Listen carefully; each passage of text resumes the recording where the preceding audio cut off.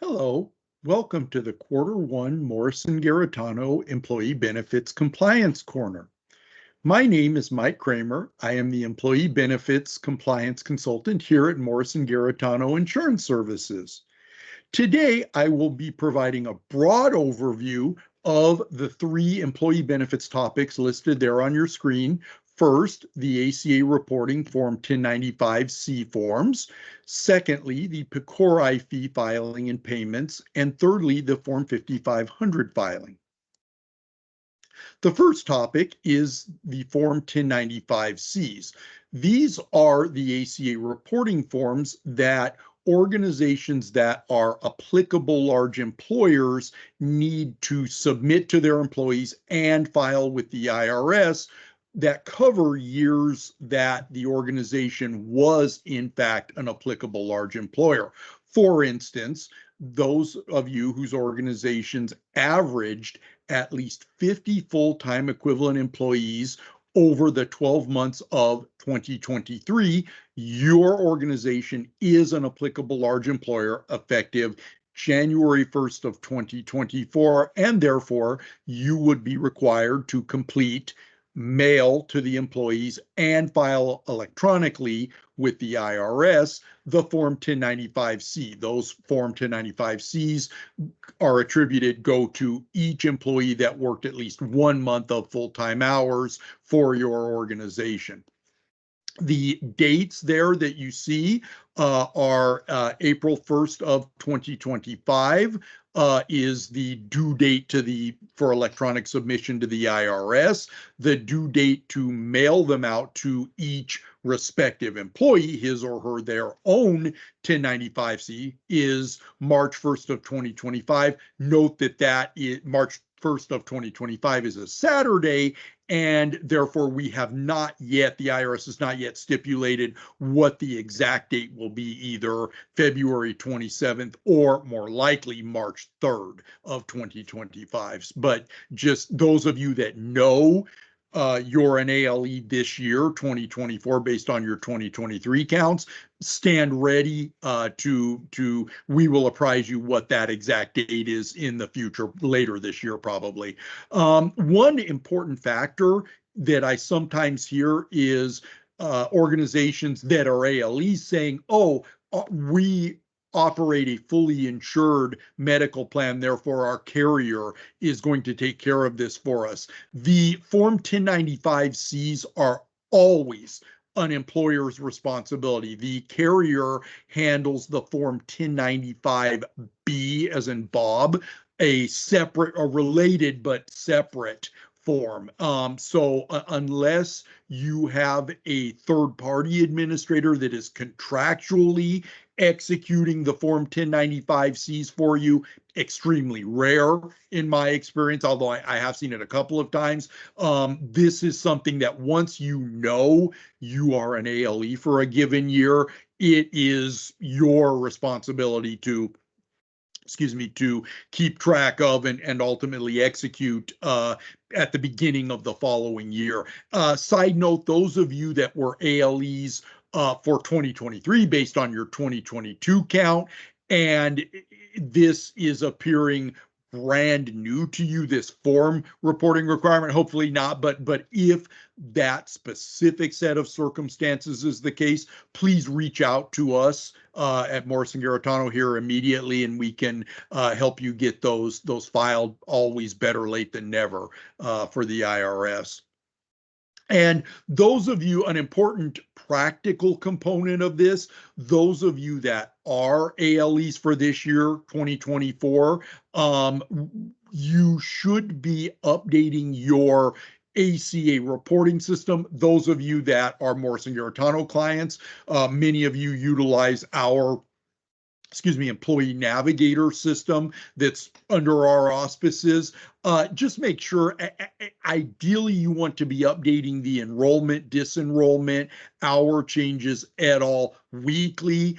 monthly, if not weekly, monthly at no greater intervals than quarterly.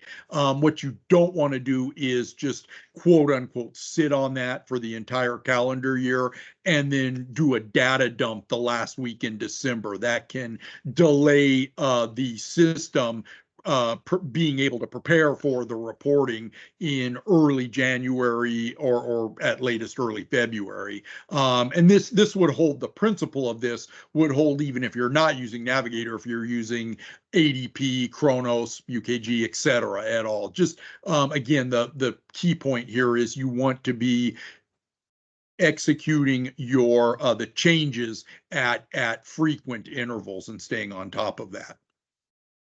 The next topic is the Patient-Centered Outcomes Research Institute fee, PCORI. This is an annual fee that's been in effect for a little over a decade now, and it's going to continue, I believe, until the end of this decade. 2029 will be the last year for it, but certain plans are required to file and pay. The filing is using the IRS Form 720, which, as a side note, is technically a quarterly form, but those of you that are only using the 720 to file and pay for PCORI only need to execute it once a year. That is, again, by July 31st of each year.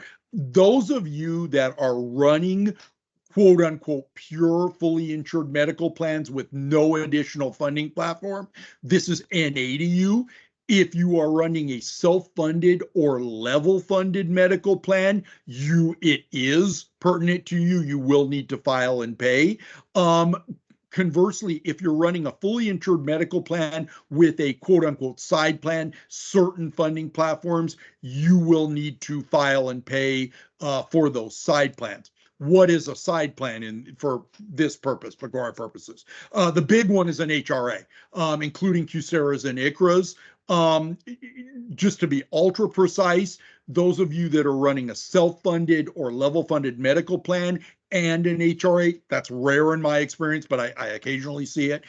You don't need to file for the HRA. You do need to file and pay for the self-funded medical plan, but not the HRA. But by far most common scenario here is your fully insured major medical plan along with quote unquote an attached HRA. You will need to file and pay for the HRA. If you're running a completely separate retiree only plan, you'll need to file and pay for that. A non-accepted healthcare FSA, which in my experience is rare, the ACA effectively made these illegal. But every great once in a while I'll see one. Those you will need to file and pay for. So, excuse me, please contact our office and we're happy to run the calculations for you. It's a per covered life calculation, again, for a certain span of the previous calendar year. And we can figure out exactly what the calculation is. It's a multiplier, increases every year, as does everything else. And it's a paper check and mailing into the IRS. Lastly, Form 5500, those of you that had, your organizations had at least 100 employee participants covered under any one or more of your employee benefits, component benefits plans. English speak, that's your policies, major medical, dental, vision, life insurance, accidental death and dismemberment. If that is the case, you need to file a Form 5500 for that plan year. Basically, it's a snapshot form, data form that goes to the Department of Labor. We utilize Wrangle as our third-party administrator. They are very well respected in the industry. The way the process works is once your organization is accounted for in Wrangle's system, they will, at the appropriate time, within a few months after the end of the pertinent plan year, they will reach out to the insurance carriers and vendors and collect the Schedule A's. Those are the insurance carrier and vendors information that composes the Form 5500 itself. Once that's done, Wrangle sends the Form 5500 itself to us for review. Almost always it looks good. We forward it to you, or Wrangle does to you, the client liaison, for electronic signature and dating. It goes back to Wrangle, and within 1 or 2 business days, it is filed with the Department of Labor. So the ultimate point is, those of you that are Morrison Garritano clients, stand ready to, within